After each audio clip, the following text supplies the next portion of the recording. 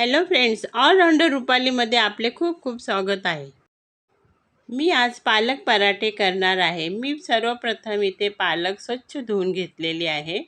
गरम पाण्यामध्ये 2 मिनटं उकळवून घेतलेली आहे. थंड झाल्यानंतर मी आता मिक्सरमध्ये वाटून घेणार आहे.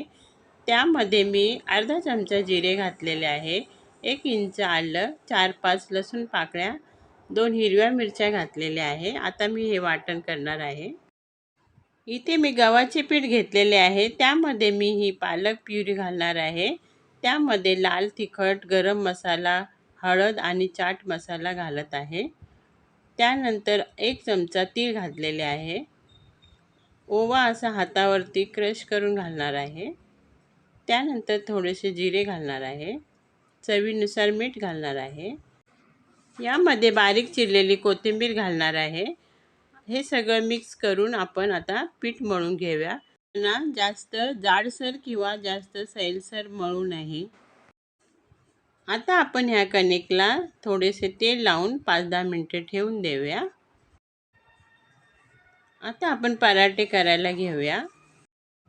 उन्हाळ्यामध्ये स्वयंपाकघरात जास्त वेळ थांबणे म्हणजे कंटाळा येतो, म्हणून मी झटपट होणारा पदार्थ म्हणजे पालक घरात होती, त्यामुळे मी ठरवलं की चला आज आपण पालक पराठे करूया. आणि दही होते घरामध्ये, त्यामुळे मी आज पालक पराठे आणि दहीचा बेत केलेला आहे.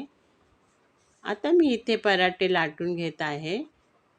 गोल आकाराचेच पराठे करणार आहे. पराठे तुमच्या आवडीप्रमाणे करा. तुम्हाला जर चौकोनी आवडत असेल तर तसे करा किंवा त्रिकोणी करा. पराठे जास्त पातळी करू नये आणि जाडही करू नये. आता आपण पराठे दोन्ही बाजूंनी व्यवस्थित भाजून घेऊया. त्यावर तूप लावून घेऊया. मस्त असे खमंग आपले पराठे तयार झालेले आहे. मैत्रिणींनो, माझी रेसिपी जर तुम्हाला आवडत असेल तर माझ्या रेसिपीला लाईक, शेअर, सबस्क्राईब करा. बघा, आपले सर्व पराठे तयार झालेले आहे. मी आता तुम्हाला इथे असे खोलून दाखवत आहे. एकदम मस्त मऊ आणि लुसलुसीत झालेले आहे. दही बरोबर हे पराठे खूप चवदार लागतात. Thanks for watching. बाय.